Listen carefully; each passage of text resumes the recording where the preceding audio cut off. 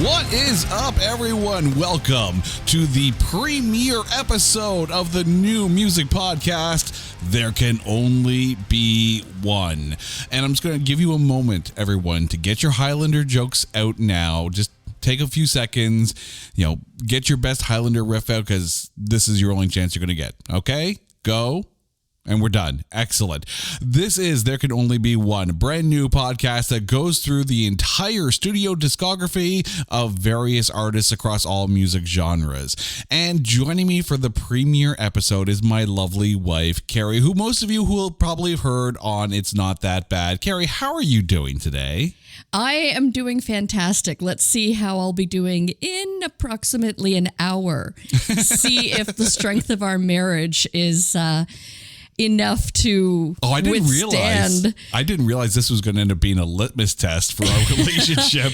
This was a tough one, but I'll let you go on to explain. Yeah, so let me explain how There Can Only Be One is going to be run. Every other week, this is going to be a bi-weekly podcast, we are going to pick an artist, whether it be a band or singer-songwriter, any musical artist, and we are going to go through their entire studio discography, one album by one. So live albums and best of compilations are going to be rightfully ignored. But EPs, if we determine that they bring enough new stuff to the table, then we're all good. So we're going to go through each album of every discography and pick only one song and end up making our own best of the artist in question. So in some cases, it may be a long podcast. Some cases, it might be very short. In this one, we could be here a while because we are tackling one of the big four of thrash metal, the mighty Anthrax. And this, this is kind of a home for us here. Carrie, why don't you explain why this is a big deal for the two of us? Well, Anthrax, of course, is our safe home, and having to choose only one is more it's the most difficult choice that I have made in my my current present life choices. It was the most difficult assignment that I think you have ever given me. Ask me to sit and watch Marmaduke again, I'm or sorry. Jonah Hex. I'm sorry. I would volunteer to do that 10 times over instead of having to choose. It's like literally trying to pick my favorite child. And we have two. It also doesn't help. And of course, now both kids are listening going, all right, which one is it, Mom? I'll never tell. It doesn't help that this is the band that actually brought us together.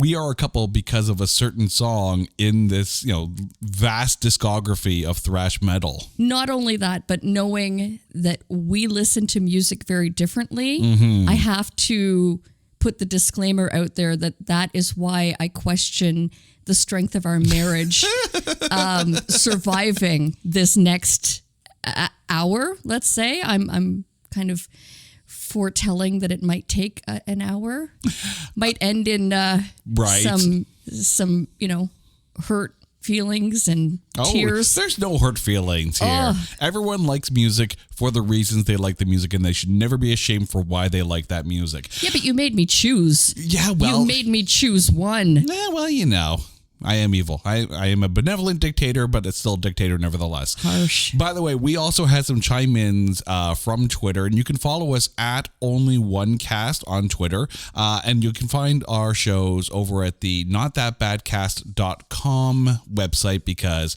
A, I don't want to make a new website, but B, this is still part of the It's Not That Bad family. But we're going to start our trip down the Anthrax discography road with Fistful of Metal, released January 28th, 1984 on Megaforce Records. The band at this time was Scott Ian on rhythm guitar, Charlie Benanti on drums, Dan Spitz on lead guitar, Dan Lilker on bass, and Neil Turbin on vocals. This song had one single, and that was Soldiers of Metal. And before I ask you for your pick off of this album, we do have some chime-ins. From Brian over at My Weekly Mixtape, he chose Metal Thrashing Mad, as as did Johnny Rothen, Paris Saint-Germain FC on Twitter. So, 1984's Fistful of Metal, the very first album, the only one with Neil Turbin on vocals. Carrie, which song did you pick? Why do I have to go first? I'll tell you if you tell me yours. Okay, I'll go first. I'll go first. You've got to lead the charge on this one. I will lead the charge on this one.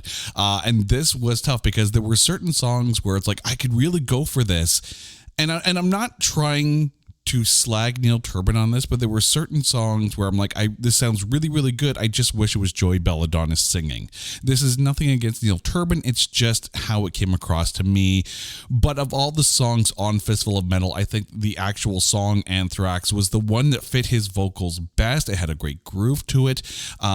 Panic was almost the song I chose, but in comparison to Joey Belladonna singing that song, it just doesn't compare. So Anthrax was the one that I picked. What about you? See, this is fascinating because Anthrax, the song, was actually my second pick. Wow. And I was actually quite But there happy. can only be one. I know. So if you want to fast forward a little bit, I was really, really intrigued. I should say intrigued to hear John Bush on vocals of Anthrax being the song off of Fistful of Metal. However, great song. I agree with you. I applaud. But I am going to respectfully disagree. Oh. I am going with Across the River, which is just straight up thrashy fun. Oh, I like that. And it worked. You know what? And again, I completely agree that Joey Belladonna's sound is just so, it's so perfect for the Anthrax discography, with the exception of the John Bush era, which we'll get to, which is also vastly different. However, I had no issues with Neil Turbin on the vocals on this song. I think what it is for me is that Joey Belladonna's high range is so pristine, right? Neil Turbin's mid-range is actually really, really good. And I think that's why Anthrax sold it for me, because it was more of a mid-range song for him. And it worked with Across the River. So there is our Fistful of Metal. But now we're moving on to the Armed and Dangerous EP. This is the first album with the classic lineup of Scott Ian, Dan Spitz, Charlie Benante, Frankie Bello on bass, and Joey Belladonna on vocals. Released February 1985 on Megaforce Records. Now, I had to go first on this one. It's now up to you. What did you have from the Armed and Dangerous EP? Title track, Armed and Dangerous. Yep. And I just want to take a moment to say, Dan Spitz, miss you so incredibly much. Like, don't get me wrong. I'm happy with the current lineup of Anthrax and, the current guitarist, but I do really miss Dan Spitz. You know what? It's funny. I mean, we got the chance to go see the reunion show on that tour when Dan Spitz was back with the band and Joey Belladonna. This was post John Bush. So being able to actually see that lineup, because at that point we had only really seen them on the We've Come For You All tour. So to see that lineup, that classic lineup, and yeah, like Dan Spitz is a sharpshooter with a guitar pick. I don't know how many guitar picks we caught from that show. Like literally, I was standing there in Houston, in GA, and all of a sudden I feel something in my hand, and I'm like, oh, this doesn't feel like Carrie's hand. And I look down and there's a guitar pick, and I don't know how Dan Spitz threw the guitar pick perfectly so it landed in my palm and my hand was down by my side. Like, I don't know how he did it, but Dan Spitz is a magician. And an incredibly nice guy. Absolutely, yeah. Meeting him was definitely a life experience. But not the song I picked. Oh. No. For that, I'm going to say this right now. There isn't a band alive that does a cover song like Anthrax does. And they have throughout their career been able to bring some phenomenal songs to life even better than the original, I would say.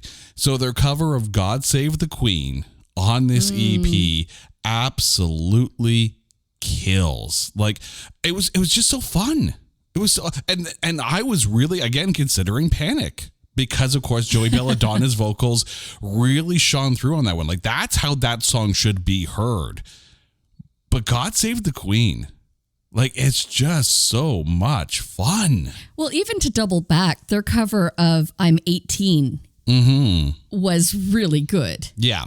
Although, again, I think it would have been better with either Belladonna or Bush, but that's just me. All right, that brings us to the very first full-length studio album with Joey Belladonna on vocals, Spreading the Disease, released October 30th, 1985 on Megaforce Island Records. This album peaked at number 113 on the Billboard album charts and, of course, released the single Madhouse.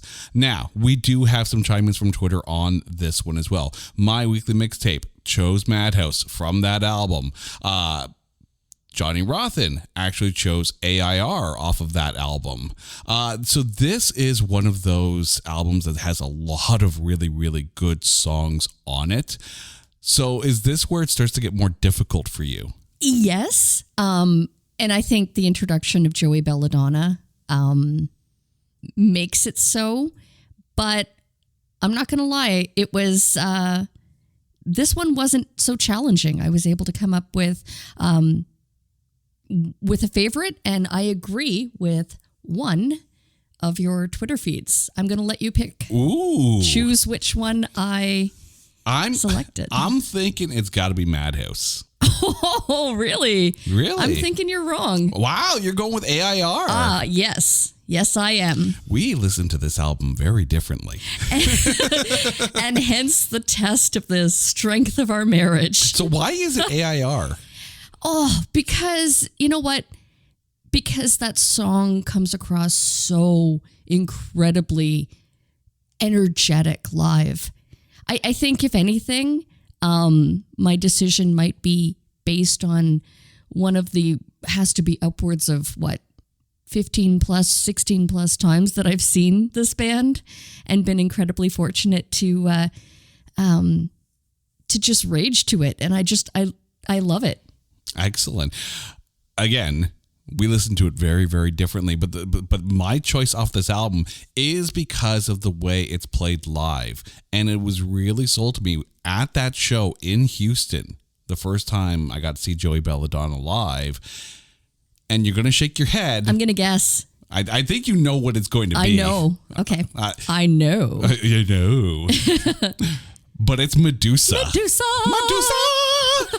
I am so sorry, Joey. I'm sorry I did that. In fact, if you want to call in and just chime in to make it right, we'd be open to that. 1-800-WE'RE-SORRY. But there is something about this song, and aside from Joey Belladonna absolutely slaying it, not just in the studio, but live as well, I love the actual verse riff in this. Like it's just got such a fun little groove. Like it's not thrash by any stretch of the imagination. While Anthrax is one of the big four thrash bands, when they get a good groove going, like they can't be beat.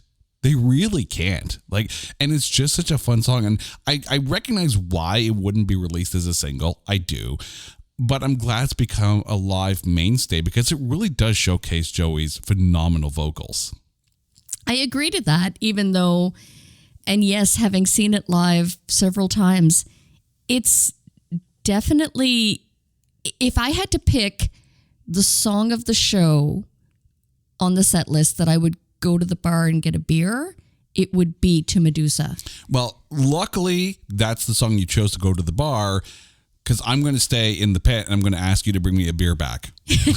So done. So Anthrax, keep playing Medusa. That's the song that I get the beer brought to me. I like it. I'm not saying it's a bathroom song. No. There's definitely, I don't think Anthrax really has bathroom songs. You know, the songs where you're just like, okay, I got 3 minutes. I'm going to go, drain the lizard here.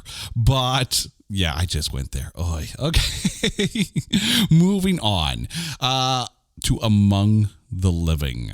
Released March 12th, 1987 on Megaforce Island Records. This album peaked at number 62 on the Billboard charts and number 18 on the UK charts. It is certified gold in the US and silver in the UK. There were a couple singles off this too. I Am the Law, which peaked at number 32 in the UK, and Indians, which peaked at number 44.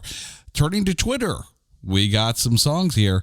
My Weekly Mixtape picked Cotton Mosh. At Johnny Rothen picked Indians, as did Sean Faust, another voice that people have heard on the It's Not That Bad podcast. Go listen to the Samurai Cop episode.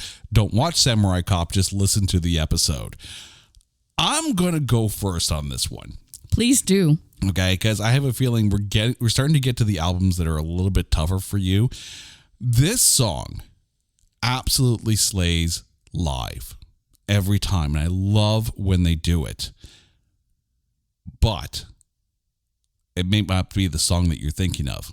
And I'm not even going to try and say it backwards for fear that I would cause some weird censoring. So I'm just going to say that it's NFL.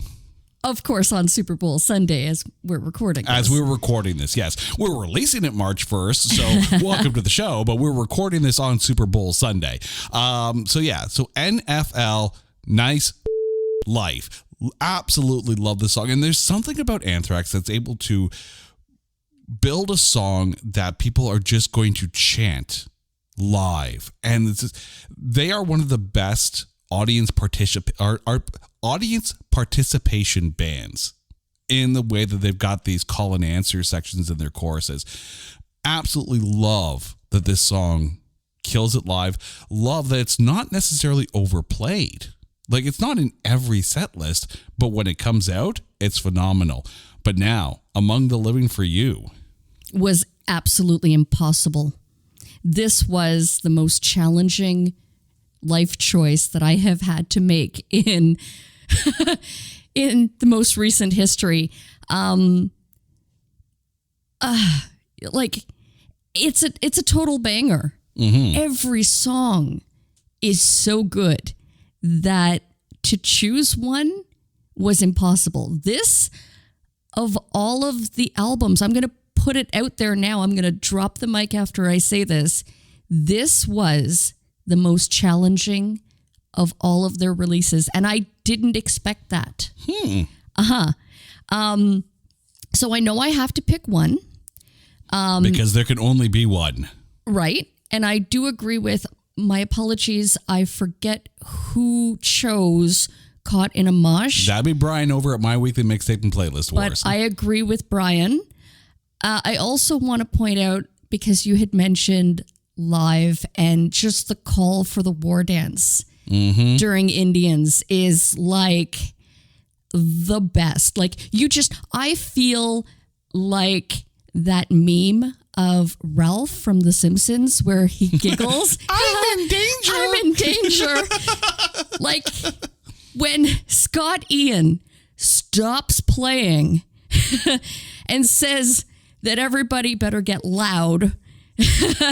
And then they call for the war dance. Mm-hmm. And cue the circle pit. Oh, it is just incredibly magical. In fact, I smiled and I laughed to myself as I was going through the songs and just remembering that one show. And I can't remember if we were in Baltimore or Philly, but we were at a show, and I remember this young fellow. This was Baltimore. offering me a safe space along the front rail. Yeah. Because the pit was coming, and I was like, I remember you saying, no, she's got this.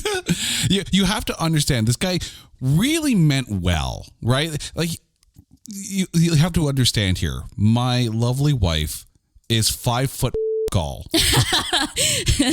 like it was literally sweet of him. Like her being able to see the stage from the pit is challenging on the best of days, but when it comes to the pit, like, she takes no prisoners. So this guy looks down at Carrie and goes, hey, do you want to be on the railing where it's safe? And she's like, I have this now. Okay, to be fair though, first time ever seeing Anthrax ever in my life, did not expect to be whisked away to Montreal for an Anthrax show. But I held my own along that rail with my elbows out and maintained eye contact with Rob Caggiano at the time. Yeah. Keep in mind, this is the We've Come For You All tour, and they were opening for Motorhead in Montreal. And so, yeah, if that doesn't paint enough of a picture, I held my own and I maintained my spot the entire show. Carrie, podcast host and pit warrior. I'm proud of that. You should be. You should be. We are staying in 1987, though, with our next one because it's the I'm the Man EP.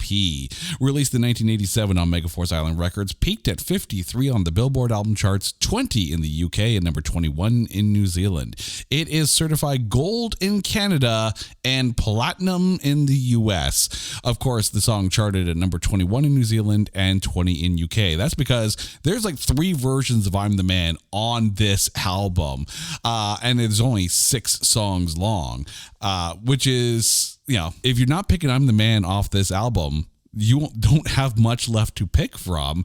Of course, both Brian from My Weekly Mixtape and Playlist Wars, and of course Sean Faust both chose I'm the Man off this album.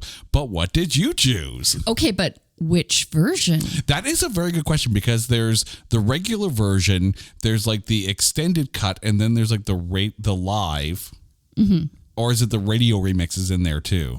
Well, I have to say, and this may come as a shock, but of course I picked I'm the Man. Mm-hmm. I chose the clean version, the radio edit, because of the use of the bees, the bee buzz, when they use their colorful language. And I thought that was, the humor that these guys bring to their music. And I mean, their movie appearances and television appearances. I think that's probably the most intriguing part of this band. Really? Is their humor. I mean, you know what? It's true. They're fun. They're just so much fun. Like, in all honesty, when you watch them, especially when you go back to those days, around the I'm the Man days, like, there's just so much fun up on stage. And, general rule of thumb, if the band is having fun, you're having fun, right? But you know what's funny? I didn't choose a single I'm the Man version. Whoa. He picked one of the 3 underdogs. Right? And I picked their cover of Sabbath, Bloody Sabbath. Okay. Right? Now, keeping in mind, right, like we're covering Ozzy here at this point. I don't know if I'm far off in saying that I think the Anthrax version of the song is actually better than the Black Sabbath version. Oh, I would agree. But again, I'm quite biased. So. Yeah. So, well, we're both kind of biased in this one here. Like, it's not hard to sit there and say, well, we're going to go through the Anthrax discography and talk about our favorite songs. It's when you narrow it down to just one per album. But I mean, that means I've got 2 covers on my list already. Fascinating. Mm-hmm. Oh, fun fact. I just have to say that I created a playlist, a Spotify playlist, and I called it Just One, or Only One. Only one. And I have all of my choices, with the exception of one that the album wasn't available. Well, we will link both of our lists on the website. So by all means, go to Not That Badcast.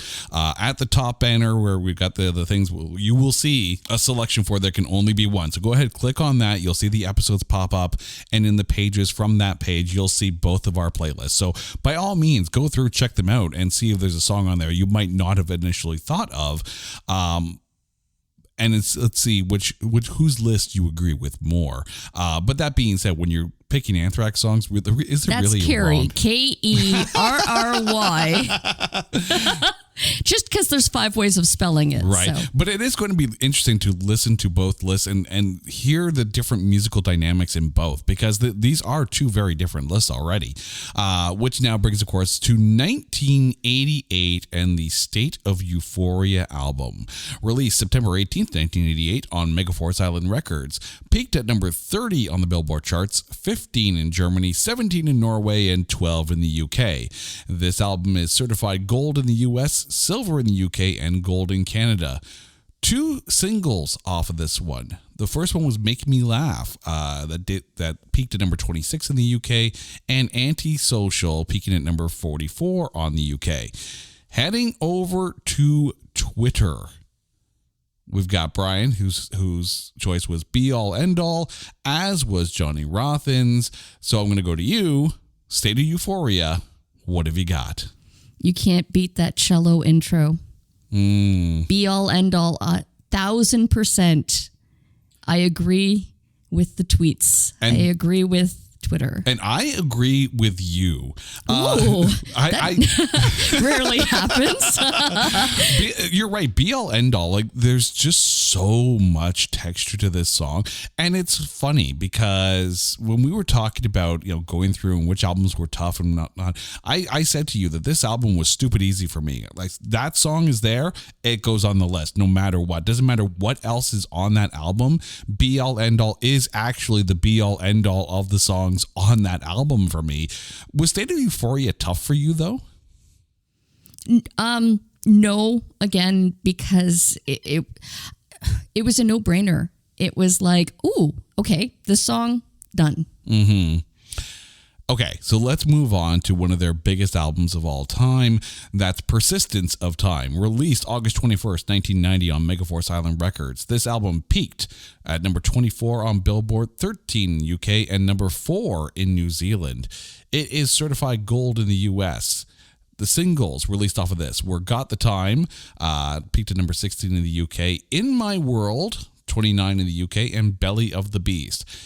Also, this album was nominated at the Grammys for Best Metal Performance, and they lost to Metallica's Stone Cold Crazy. So this was their first actual Grammy nomination. Turning to Twitter, Sean Faust typed in with Got the Time, Brian went with In My World, and Johnny Rothen also went with Got the Time. So, being the bassist that I am, you would think this would be pretty easy, right? It's not. I did not choose Got the Time. I had to go with the song introduced to the world on Married with Children, and it's In My World. I absolutely love this song, from the build up, from the, again, there's such a groove to this song. Right? Got the Time is great. Don't get me wrong. And as a bassist, I just sit there and stare at Frank Bello and what he's doing. I'm like, yeah, I'll never be that good. But this song to me is perfection in songwriting. But what did you pick off of Persistence of Time? Just a side note, when I was fortunate enough to meet Frank Bello at one of the meet and greets in London, Ontario, actually, I had mentioned that my husband couldn't come to the show with me that night because he was playing a show. And Frankie, of course, said, oh, what instrument does he play? And I'm like, he's a bassist as well. And Frankie was like, yeah, he must be a really smart guy. I'm like, yeah, of course he is. Yeah, I drink coffee, I play bass, and I do awesome things. That's what I do. So again, the humor and just the joy of life is so present with these guys, both like on stage, their energy, they love what they do, and it shows. When you meet them in person, the same level of just like enjoyment of life. And that is why also the Married with Children episode within My World, where they were just having so much fun. Like, you could just tell they were like just loving every minute of being on that show, trashing the set. I was about to say, I think they were still up on the mystery meat. Yeah. It's hot and cold at the same time. How could that be? Whoa, the colors. Let's jam. I absolutely loved that episode. In fact, I credit that show, that episode of Married with Children, for my introduction to Anthrax. I wonder, and I'm just going to put this out there, because up until this point, they'd gotten a lot of some decent charting and whatnot, some gold records, but it was after that appearance that they seemed to really start to separate themselves from, hey, we're a good metal band, to, hey, we're one of the biggest metal bands in the world. Do you think Married with Children, if they weren't on that episode, do you think they would have been as big as they were at that time? It's interesting that you mentioned they were nominated for a Grammy and lost to Metallica, because I was going to come up with the joke, oh, did Jethro Tull? Jethro Tull? Yeah, did Jethro Tull release something? No. Release an album? Nope, but no, they lost to Metallica. We are now going to move on to one of the most fun metal albums of all time, 1991, Attack of the Killer Bees. This was released June 25th of that year on Megaforce Island Records, peaked at number 27 on Billboard and number 13 in the UK, certified gold in Canada and the US. Of course, the biggest single out there was Bring the Noise, their partnership with Public Enemy. Peaked at number 10 in New Zealand and number 14 in the UK. Once again, they were nominated for Best Metal Performance at the Grammys. They lost to Metallica's The Black Album.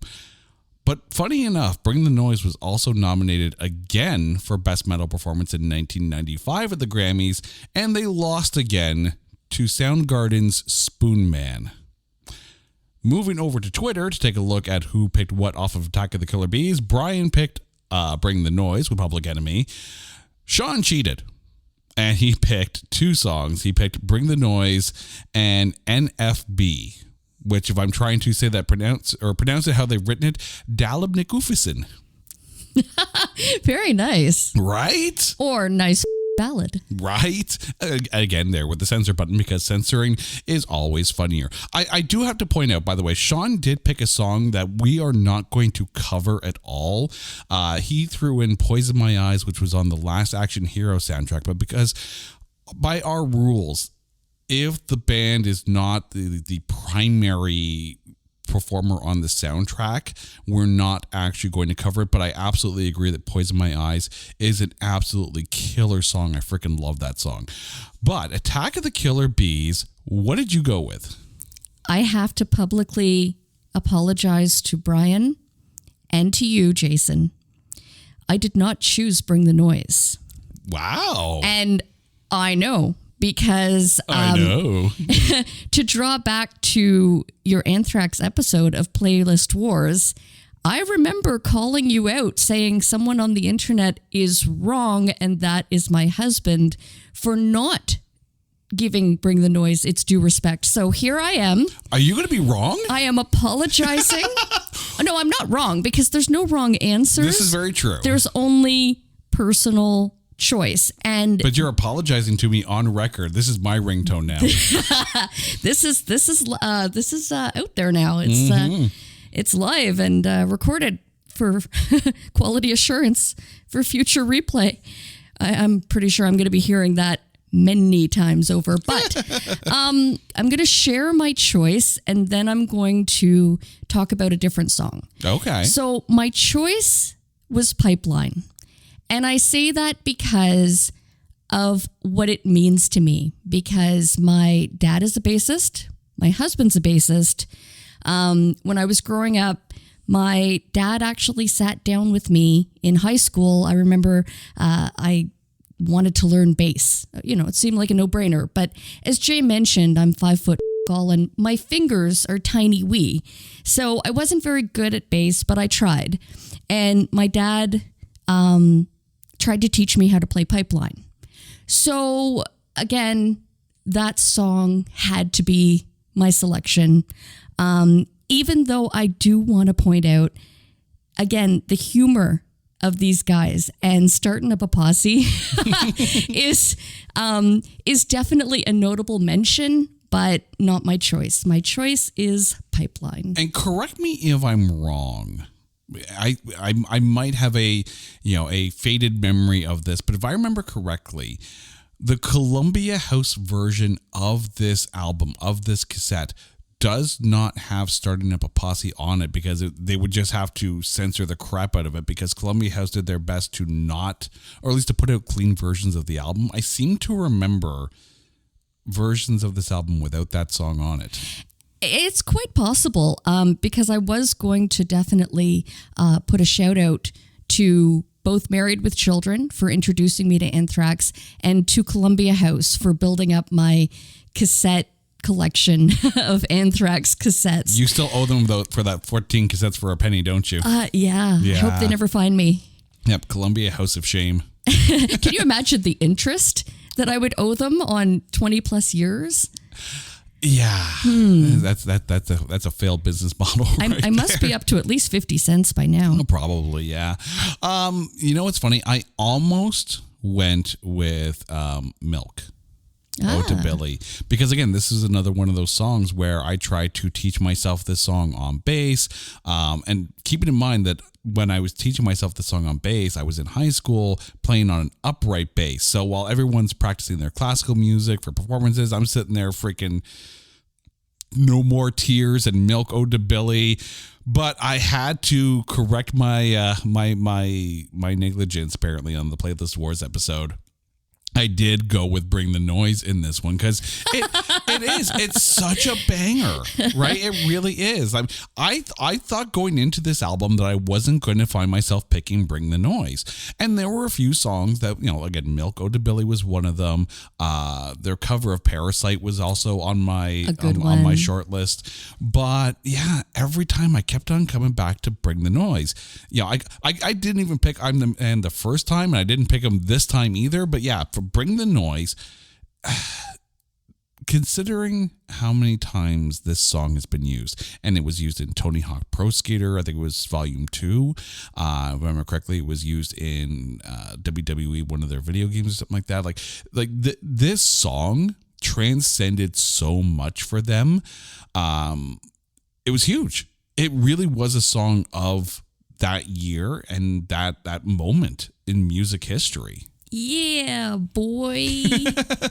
Which makes it really fascinating because their next album, they went through one of the biggest changes in Anthrax history. We, of course, are talking about the album The Sound of White Noise. That big change, of course, being that Joey Belladonna no longer on the mic. This is the first album with John Bush on vocals.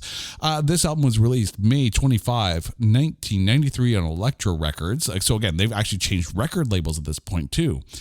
This album was the highest charting album ever for them, even still to this day. Peaked at number 7 on Billboard, number 13 in Canada, and number 14 in the UK.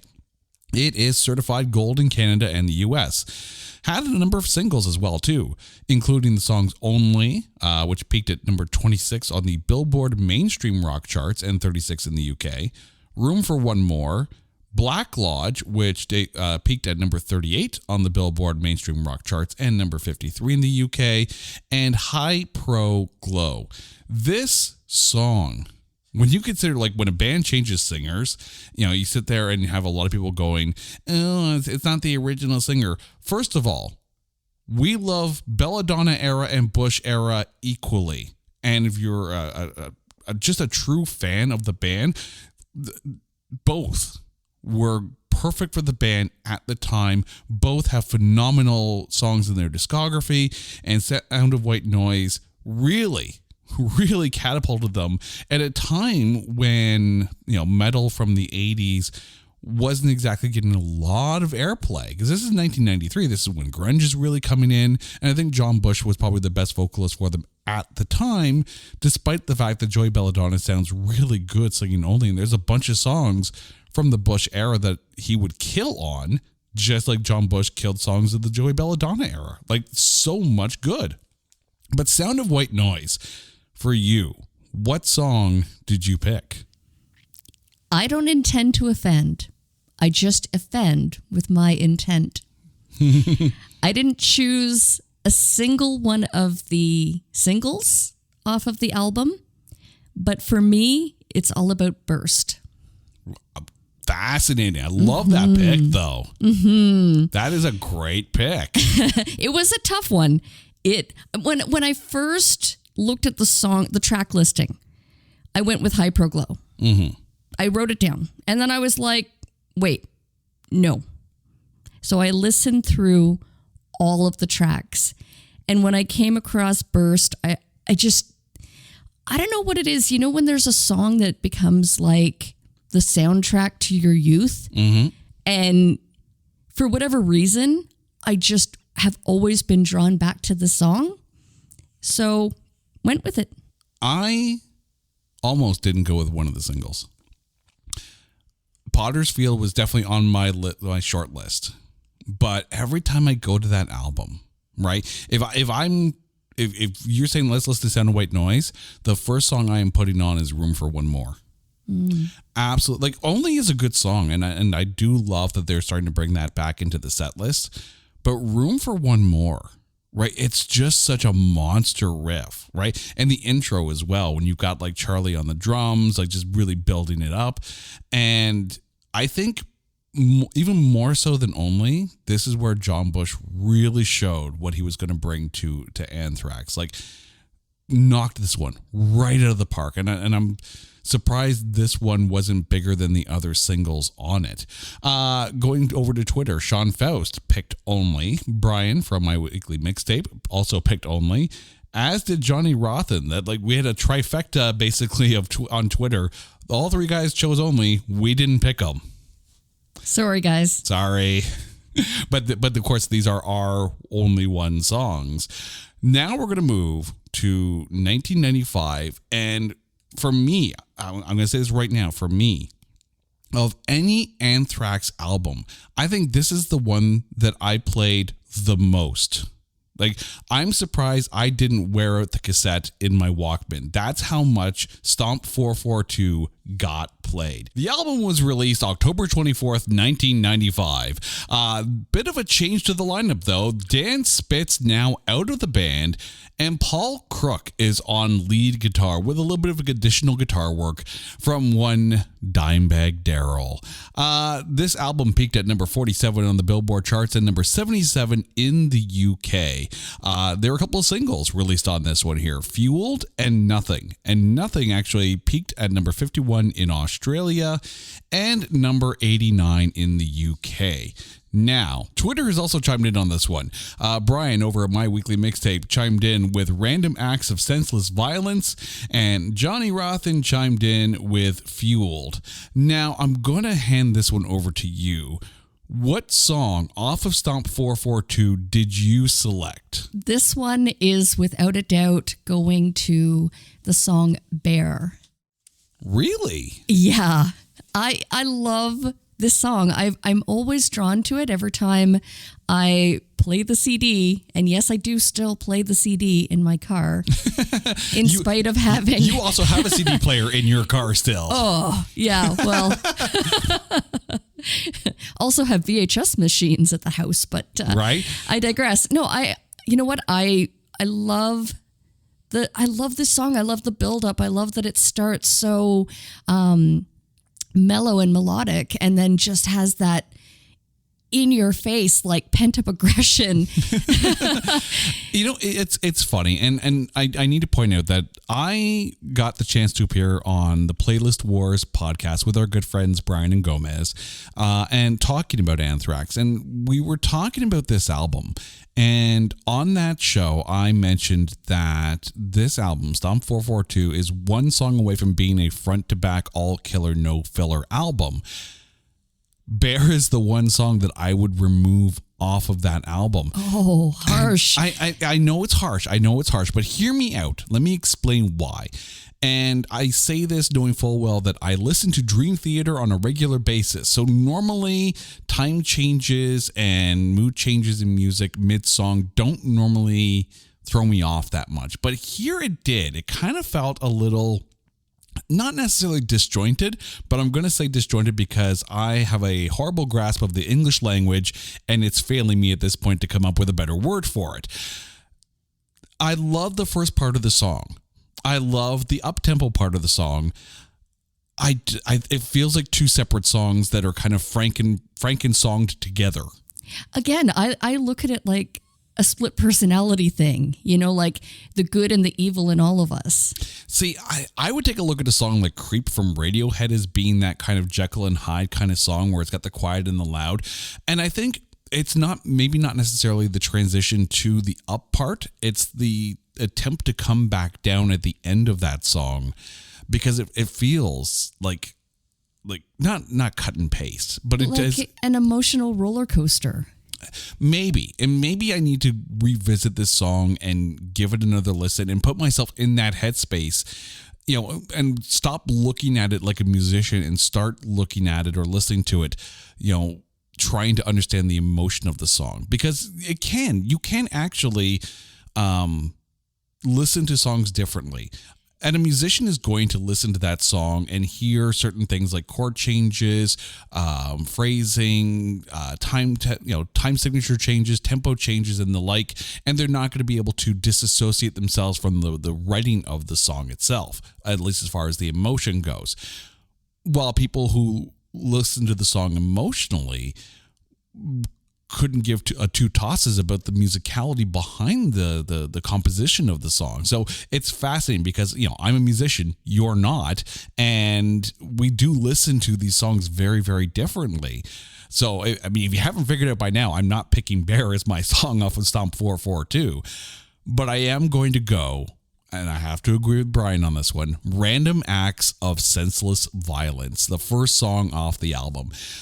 Look, if you're ever looking to build a pump up tape, you want to get the football team all psyched before the game, put this song on, and not only will they win the game, but they will probably slaughter about half of the other team along the way. It's that good of a song. It's such a banger, such a good driving, foot down on the pedal, needle pinned to the end, and the cops can't even keep up. That's the kind of song this is. And I think there's a lot of that on this album. Like, I mentioned that I've played this album probably more than any other Anthrax album in the history of Anthrax albums. For me, this might be my favorite Anthrax album. And I know, considering the vastness of their discography, that's probably a bold statement. Well, then I am happy that we have both sides of it represented, because I definitely agree with you. Random Acts is such a great song. It's just so energetic. Mm-hmm. And yeah, the perfect hype mix. Right. I will say Stomp 442 does not get the love it deserves as a full album. That's just me being a fan of the songs of, on that album, minus Bear. And sorry. See, this is why I said, of course, I recognize that we listen to things differently, but this is where we're not going to get along. We are not going to agree. Enter the litmus test that is our podcast. Let's agree to disagree. Okay, well then let's agree to move on. Volume 8, The Threat Is Real, released July 21st, 1998 on Ignition Records, so a brand new record label for them. Peaked at number 118 on Billboard and 73 in the UK. Once again, includes some guitar work from Dimebag Darrell. Of course, Paul Crook is still doing a lot of guitar work there, and some backing vocals from one Phil Anselmo on the song Killing Box. There were a couple of singles off this one. Inside Out, which peaked at number 95 in the UK. Crush, Piss and Vinegar, and Born Again Idiot. If we're going over to Twitter, Brian has chimed in with his choice of Inside Out, and Johnny Rothan has chimed in with his pick of Crush. So, Volume 8, The Threat Is Real. This album, I need to... let me put this out there before I ask you for your pick. This album has a lot of meaning for us. We mentioned at the top of the show that this band is the band that brought us together. So let me tell the story here. Let me weave a little yarn here. If I might moot a story here with everyone. Moot away. So Carrie and I got together while in broadcasting college, and I was trying to learn how to use what was actually one of the original versions of Avid. So in order to teach myself this, I would just dump in some music and some visuals and play with it and try to teach myself how to edit on a computer that way. And the song I chose came off of this album, Cup of Joe. It's less than a minute long. It's about a guy that just wants a cup of coffee, so I can relate to that. And as I got this cranked and I'm teaching myself how to edit, Carrie sticks her head in the door and she looks at me and says, "Is that Anthrax?" Now, let's put it this way. Cup of Joe isn't exactly the most well-known Anthrax song of their discography. You really got to know your Anthrax to know this song. I'm sorry. I have to stop him right there. He didn't have the right inflection. It was, is that Anthrax? Yeah, it was pretty, yeah. It wasn't a question. It was a statement. Right. To which I turn around and in the smoothest, suavest voice I could say is like, "You like Anthrax? Marry me." True and story. Lo and behold, we are married and still married to this day. So A, thank you, Anthrax, for bringing us together. But B, I say that knowing that I didn't pick up a Joe. Oh, thank God. As my volume with Israel song. I felt so bad for not choosing this song as well. I went with Born Again Idiot. This is a song that I would absolutely, I could hear myself and envision myself screaming this song at the top of my lungs while driving on the 401 because everyone else can't drive on that highway. This is such a good old-fashioned angry song. Good rager. Right? It's such a good rager. And to me, but this album, aside from having the song that brought us together, right? This album had a much more stripped down, raw, kind of grindy kind of feel to it. And it was hard to really pick one song over the other in this, but Born Again Idiot really kind of stands out for me. But what is your pick off of Volume 8, The Threat Is Real? I went for P&V. Oh, Piss and Vinegar. Yeah. Lyrically, my decision was literally based on lyric alone. And because it has, again, it's so ragey. And where John Bush says the line, "I burn the bridge, I burn the whole town." So you're driving on the 401 to this one as well. You know what? Again, it is just such an incredible rager. Yeah. And the thing is, I feel this album gets overlooked a lot because, of course, it's, we talked about Anthrax having fun on stage, and a lot of their songs have they're just, you can smile as you're listening to them because you can hear them, having a good laugh while they're writing the lyrics and writing the riffs and whatnot. This song's a lot more raw than I think people give them a credit for. So if you're in a ragey kind of highway driving mood during rush hour, this might be the perfect album for you. But then we had to wait 5 years for another album.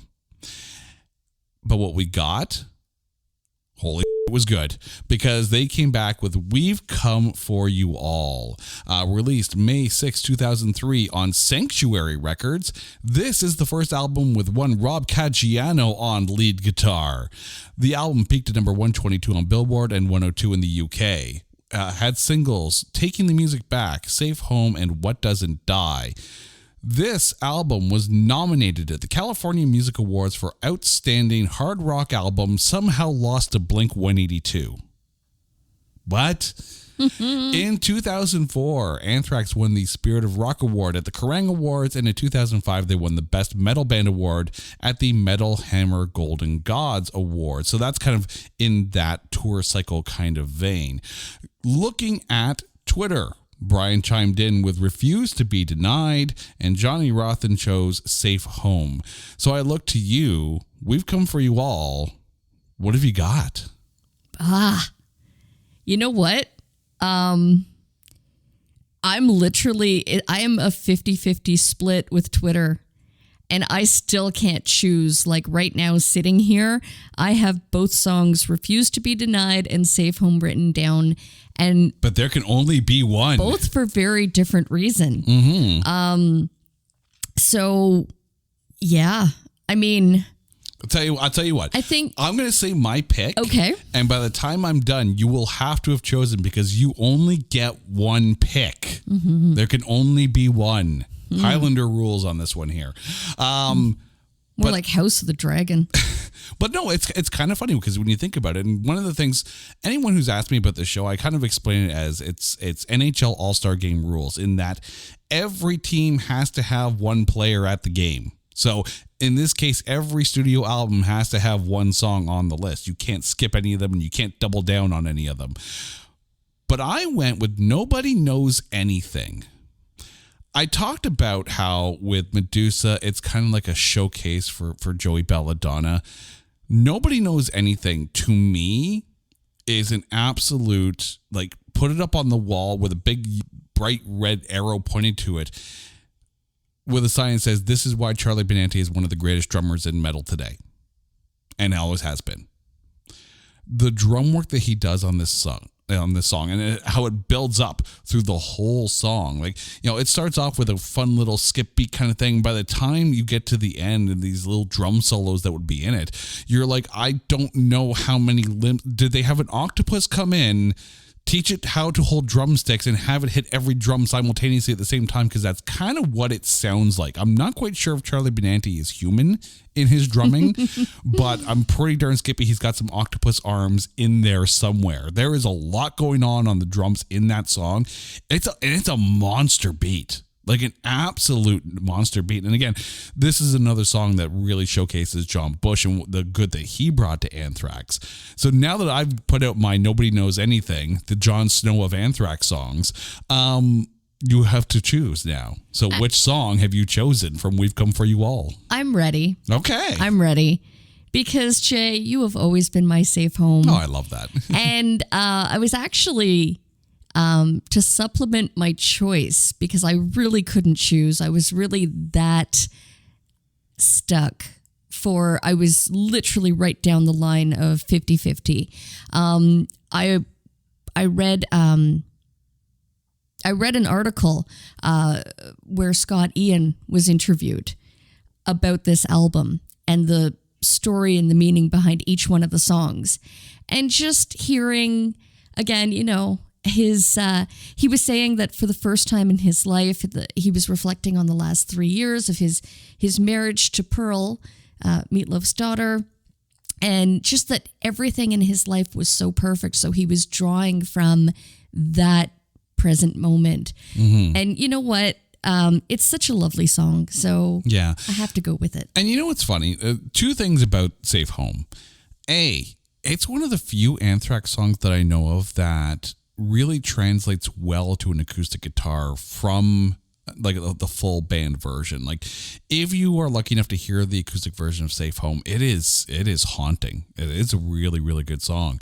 But I love the fact that, you know, it's kind of it kind of stems from his relationship with Pearl, because if you've ever had the chance to see Scott Ian on one of his Q&A tours for his books and whatnot, it's a fascinating experience, and he's really very open on those Q&A tours. We had the chance to go and see and ask a couple questions and whatnot at the Alma Combo here in Toronto, and it was really just a fascinating listen to him tell his story, ask questions, and just be really. He wanted questions. He wanted to interact with us, and it was phenomenal to hear. So I love that pick. I love that album. I also want to point out that you had mentioned earlier in this podcast that Anthrax is not really a band known for their ballads. Yeah, and love songs and Anthrax not necessarily go hand in hand here. But I think that's what makes Safe Home so special. Mm-hmm. It is very much the Anthrax version of a love song. I completely agree with that. Now, we mentioned at the top of the show that we were going to ignore best of compilations, but I think we have to make an exception for 2004's The Greater of Two Evils. This album was released November 23rd, 2004 on Sanctuary Records. But the thing is, this is John Bush in the studio doing new versions of songs done from the Belladonna and Turban era. So while, yes, it is still a best of, these recordings come across very differently because of John Bush's vocals. I will say, I would love one day, if Anthrax ever needed to do the reverse and have Joey Belladonna do his own versions of John Bush songs, because there's nothing wrong in saying that Anthrax had good songs during the John Bush era. And I understand why Joey might not want to do those live. I would love to hear maybe that kind of best, not best of, but at least, the Bush ears and Belladonna's voice. But the greater of two evils, I had to go with a song that John Bush covered from the Neil Turbin era. Because to me, the one song that I would love to have on any best of is their cover of Death Rider. In listening to Fistful of Metal again, this was one of those songs where it's like, this is a good song, but the 1984 version just didn't connect with me. John Bush growls through this whole thing, and it's so powerful and so like punchy in your face that like literally John Bush brought this song to life again. Obviously a little bit of, Rob Caggiano on the guitars, goes a long, long way. But Death Rider stands out to me as the one song that improved even more so than the originals. But for Greater of Two Evils, what song did you go with? Can I just say on that note of, comparing the remakes or the Greater of Two Evils with the original version. And I just have to point out how Be All End All, although was my pick, off of State of Euphoria. Off of State of Euphoria, it was not. It needs the cello. I'm sorry, guys. Having the guitar riff do the cello part, it wasn't the same. And John Bush, kudos, because I thought vocally it was really good, but that's not my pick. I went with I Am the Law. Ooh. And I think that John just, oh my God, he gave this song the power, and he deepened the vocals, obviously, because he has a very different range from Joey. Joey's great. I loved I Am the Law. But it was almost kind of like listening to it. That's how it was supposed to be. It's not better. It's just different. It's more growly than it is. Because Joey does have not necessarily an angelic voice, but it's definitely a much cleaner voice than John. And I think I Am the Law. I think you're right that it needs the growl. But again, the reason I chose Death Rider for me, they took a song from 1984, which was literally 20 years prior, and they basically pumped it full of adrenaline and kicked it right in the dick and sent it back out into the world. And they also did Anthrax, which was very cool to hear John Bush's take on that. But you got to just picture, though, getting back to I Am the Law, like this could have been the soundtrack to the Stallone movie. Yeah. Because it was just so perfect. The Stallone or the Carl Urban? No, either one, but I Am the Law, like paired with John Bush's version of I Am the Law would be absolutely perfect. I'm going to put this out there. If you're pairing the song, because of course I Am the Law is based on Judge Dredd, I think the Joey Belladonna one goes with the Sylvester Stallone movie, but I think the John Bush version goes with the Carl Urban movie. I disagree. I Am the Law. Really bad Stallone impression. Which, for the record, why have we not had a new Judge Dredd film? Make it happen. Make it frickin' happen. But now we go to the dark days. The days where we had to wait 8 years for new Anthrax. All the way to 2011 with worship music. And yet another lineup change. John Bush out. Joey Belladonna back in. We're not going to mention Dan Nelson. This album was released September 13th, 2011, back on Megaforce. Peaked at number 12 on Billboard's charts, number 49 in the UK. Singles released from this album include Fight 'Em Till You Can't, The Devil You Know, which actually hit number 28 on the US active rock charts, and number 33 on the Billboard mainstream rock charts. In the End, and I'm Alive, which hit number 26 on the active rock charts and number 29 on the Billboard mainstream rock charts. I'm Alive, the song, was nominated for a Grammy in 2013 for Best Hard Rock Metal Performance. They lost to Hailstorm for Love Bites So Do I. In 2012, they won the Metal Guru Award at the Classic Rock and Roll of Honor Awards, and 2012 won the, and I'm quoting this here, Metal as Award at the Metal Hammer Golden Gods Awards. So 2011, 2012 era, that's good Anthrax right there. Worship music included some phenomenal songs. And if I'm just taking a look at Twitter here, Johnny Rothen chimed in. He actually went with Judas Priest off that album. Brian went with The Devil You Know off of that one. So I'm taking a look at you. What are you taking off of worship music for your only one song? I went with the feels. I went with In the End because whenever they do that song live, it's just instant tears because the song is in full respect to Dimebag. Yeah, and it's interesting because they have and actually. Dio. I'm sorry, I should. Ronnie James Dio, Dimebag, and of course now they've got Vinnie Paul up on the on the blankets that they drape over the amps as well. Like it has really become kind of their song to remember those who brought us awesome music and are no longer with us, and it is a very powerful song. It's not the one I went with though. What did you go with? I went with the song that makes you question whether the aliens are actually attacking or the zombies are actually attacking. I'm going with Fight 'Em Till You Can't. See, that's just a rage song for me. It is a good rage song, but I mean, here's the thing. Going back to the fact that, they like to... I've lost track of how many zombie songs they've written, and you go back to We've Come For You All and What Doesn't Die. Like this song is just them having fun lyrically. It feels like the Anthrax of Belladonna's era, like musically, like coming from We've Come For You All in Volume 8 and Sum 442 with their, more chuggy, harder riffs. Fight 'Em Till You Can't felt like a Belladonna era song right out of the gate. It's a lot of why I loved Anthrax during the Belladonna years. This song was almost an announcement saying, hey, Belladonna's back and we're going to sound like Belladonna's back. 2 more to go. But as you're still listening to this, thank you for still listening to this. By the way, if you do have songs that you would have picked yourself, hit us up on Twitter at OnlyOneCast and let us know. We want to hear what songs you picked off of some of these albums. But now we're going to go to 2013's Anthems. This was an EP of just cover songs that they did. Released March 19th, 2013 on Megaforce. Peaked at number 52 on the Billboard charts. They were nominated for another Grammy off this one. Best Metal Performance that year with their cover of AC/DC's TNT.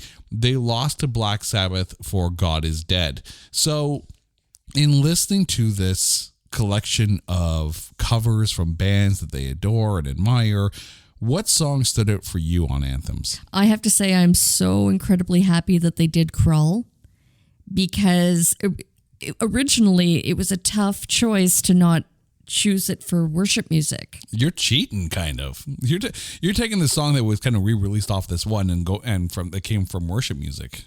Hey, you didn't specify that in the rules and regulations. I did not. It would be like if I picked the live version of Panic off of Armed and Dangerous. It still counts. It still qualifies. I did not go with their cover of TNT, despite the fact that I have played TNT live in the past, and this is kind of like the template for the tempo, kind of like to play the song at. But no, I went with their cover of Boston's "Smokin'." There is so much fun, and I love the fact that they brought in the organ on this one. Like Anthrax, across the board and throughout all the years, are phenomenal musicians. And I love the fact that, you said be all end all is not be all end all without the cello.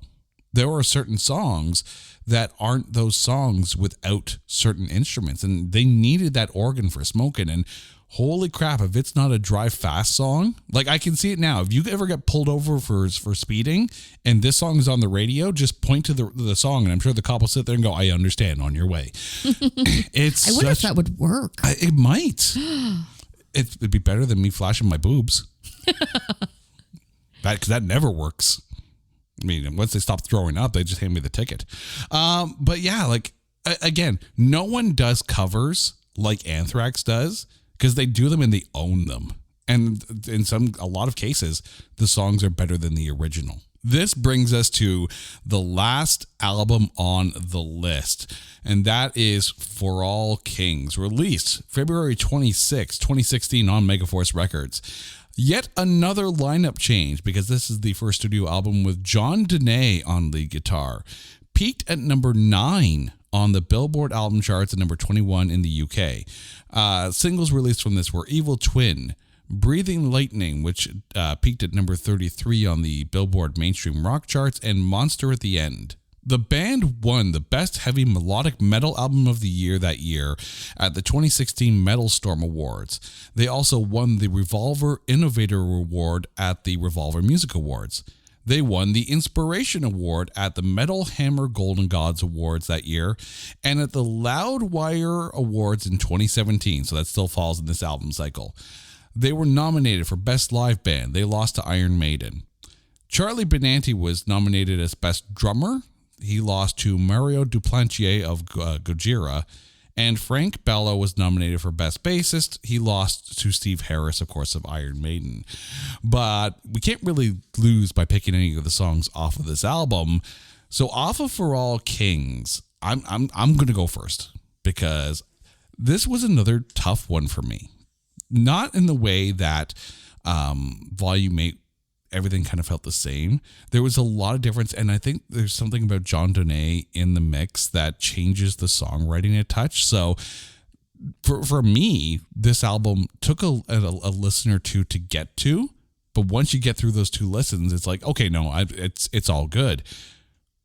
But Monster at the End is one of those songs that on first listen, right away, I'm like, okay, I'm good. I'm sold. I'm solid. And again, it's just one of those things where they groove really well in this one, right? It's just such a great groovy song. Joey Belladonna. And I have to point this out. Frank Bello, not just an incredible bassist, but I think he's also underrated in the fact that he harmonizes so well with Joey. And songs like Monster at the End and Fight Him Till You Can really show, like, Joey and Frank, I think even more so than Frank and John. I think Joey and Frank harmonize so well. There's just something about the way, you know, they complement each other's voices. And I think Monster at the End really does showcase that. For All Kings, only one song. What are you picking? Well, I'm not going to lie that you said that the CD took 2 listens for you to catch on. For me, yes. For me, it wasn't until I saw it live that I was able to really connect with any of the songs on the album. Which time? Because I think we've seen them at least 3 or 4 times, you know, touring on this album. No, it was the first time I saw them in London on this. However, I have to go with Blood Eagle Wings. Really? Yeah. Why is that so surprising? Okay, so look, you tell me why you picked Blood Eagle Wings, and I'll tell you why I'm surprised. You know what? I think of all of the songs, to me, it's the one that stands out the most. It was the one that I really just like jaw on the floor at the London Music Hall, which nobody wants to touch the floor at the London Music Hall, but so no disrespect. I love the London Music Hall. It's great. I'm sure they've cleaned it this month. It really was the most standout. I will admit, you know, being a video editor, sometimes the music video really does sell me on a song. And I'm sure as we do more episodes of this show, there will be some bands where I have to sit there and say, this song stood out to me because the video really kind of stood out for me and it really kind of sold the song a bit more. The video for this song just had me shaking my head and wondering if, you know, what season of Game of Thrones it was from. You know what? I was intrigued by the video. I think it was definitely, they took a lot of risks. Yeah. And again, for a band that just has so much fun. And I really tend to wonder if it's the horror movie zombie genre inspired This did interests of the band. It did feel a little Game of Thrones-esque, which is kind of funny because they did do that song for that Game of Thrones music inspired by compilation where, and I'm probably going to mess up the name of the song, but Soror Imurator, I think it is, or something like that, is on that album. That's a killer song and works so well in that inspired by Game of Thrones collection. I think that's probably the best song on that collection. I will say though, if I'm looking at Twitter, Johnny Rothen agrees with me. He picked Monster at the end. Brian did not agree with either of us. He went with Breathing Lightning. And again, there's another song, Breathing Lightning, that translates very well acoustically. And to me, that's really been, an indicator that a song is a phenomenal song, is if you can play it loud and heavy or quiet and acoustic, and it still kills either way, or is better one way or the other. Like, if you can play it both ways, it's a phenomenal song. Monster at the End, again, to me, is probably the best song for me. But again, this is one of those musical choices. So I have a question for you on that then. album. Your thoughts, your take on Carry On, Wayward Son? On the extended, like, this was one of those songs where I loved it when it came out. But I think the thing with it for me, in their cover of Kansas's Carry On My Wayward Son, is it's really, really good, but it sounds exactly like Kansas. When Anthrax, like for their covers of like God Save the Queen and Sabbath Bloody Sabbath, and even if you take a look at songs like Got the Time and Antisocial, these are songs that became theirs through their cover of them. Right? They really are like changing, they're making them better from the original.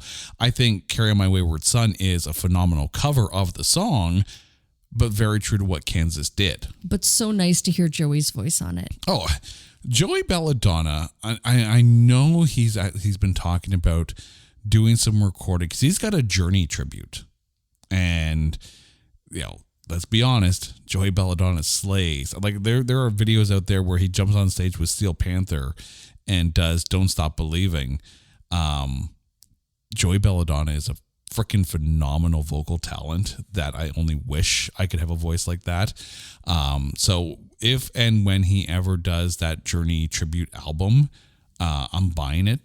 Ooh, and on that note of Joey, can I just point out that if the listeners ever get a chance to come across any of, and I believe he has, if I'm not mistaken, 4 single solo CDs.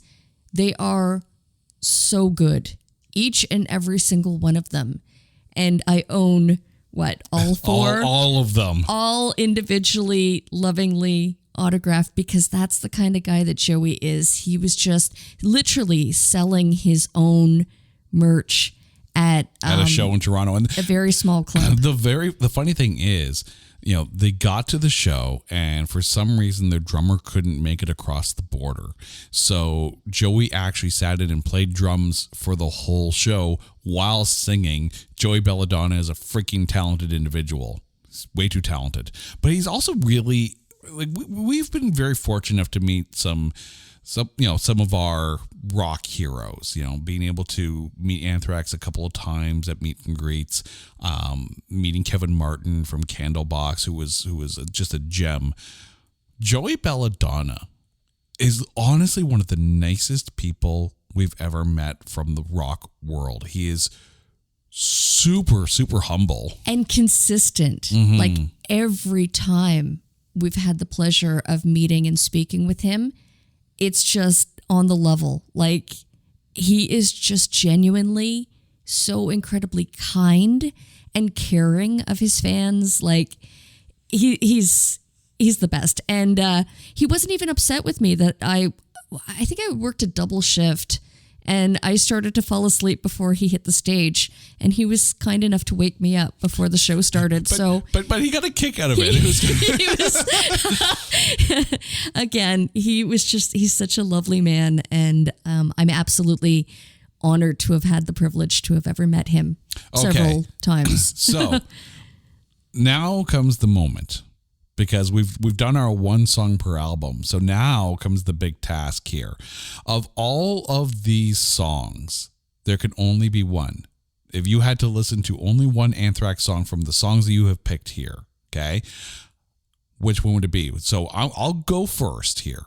And let me just go through my list here in chronological order, and then I will tell you my one above all pick. So, starting in 1984, the song Anthrax off of Fistful of Metal. Off of Armed and Dangerous, I chose God Save the Queen. Off of Spreading the Disease, I went with Medusa. Off of 1987's Among the Living, I went with NFL. Also in 1987, off the I'm the Man EP, I went with their cover of Sabbath, Bloody Sabbath. In 1988's State of Euphoria, I went with Be All End All. 1990's Persistence of Time, my pick was In My World. Attack of the Killer Bees, released in 1991, I went with Bring the Noise. Off of Sound of White Noise, the first of the John Bush era, I went with Room for One More. Stomp 442, my pick was Random Acts of Senseless Violence.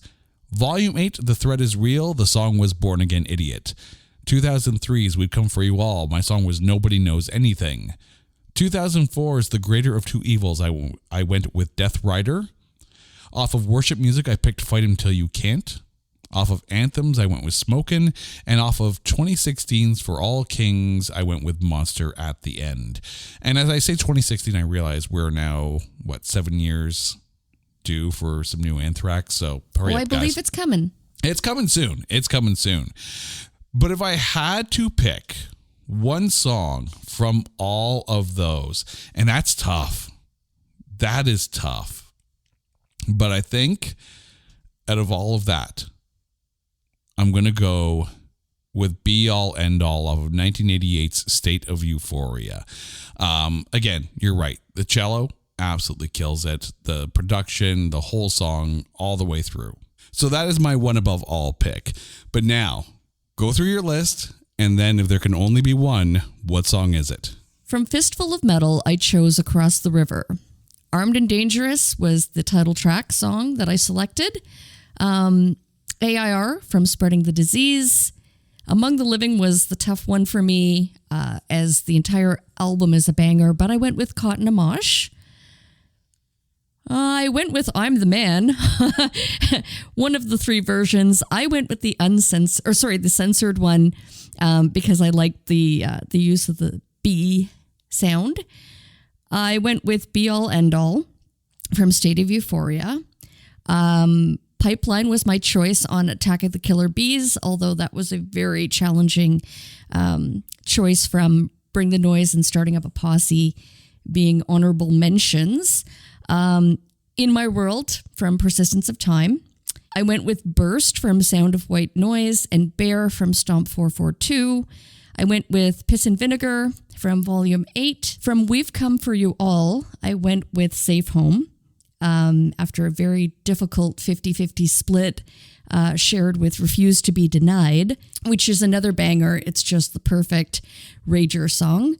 From The Greater of Two Evils, I went with I Am the Law, hearing John Bush's vocals on that track. Worship Music, In the End, was my choice. From Anthems, I went with Crawl, and Blood Eagle Wings from For All Kings.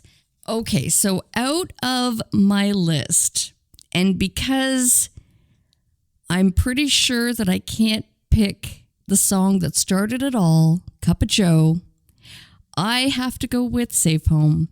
I mean, Cup of Joe, yes, is our song, and I'm kind of glad neither of us picked it off of Volume 8, The Threat Is Real, because I don't feel like a jerk, and you don't feel like a jerk, and that's good. And yes, like, if we're just saying, like, one song above all, yes, absolutely Cup of Joe, because it is our song, but the show rules stipulate that it has to be off of the list that you made, so... rules meant to be followed. But why Safe Home of all those songs? I think because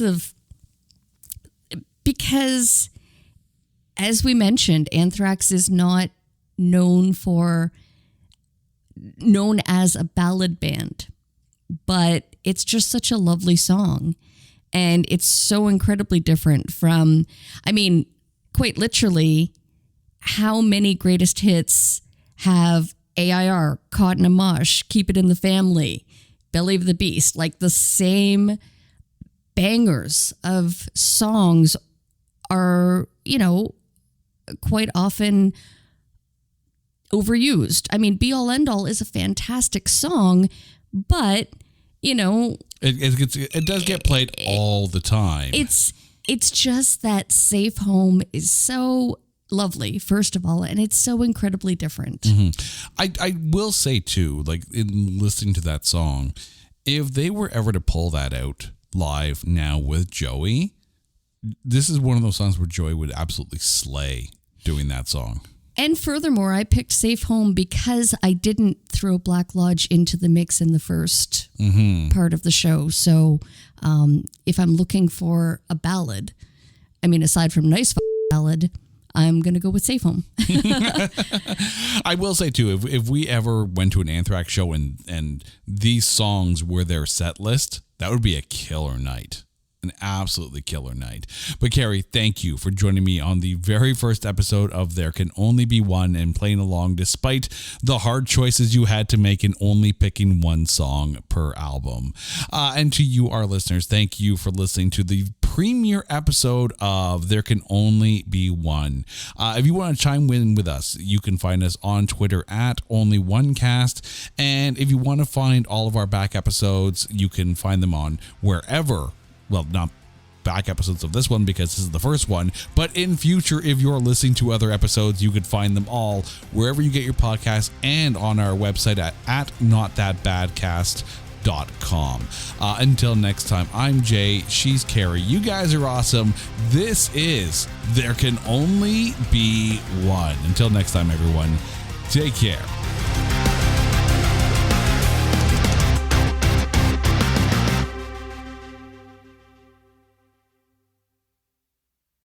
Hey folks, Stefan Shirazi and Renee Richardson here from the Metallica Report. And we are proud members of the Pantheon podcast family, where the best of music and podcasts unite. We've got something pretty cool for you. We're giving away an exclusive Metallica merch package worth over $250. That's a whole lot of Scary Guys, Skulls, M72, and other sought-after Metallica swag. And we've made it easy for you to win. Follow and share the Metallica Report, and you're in the game.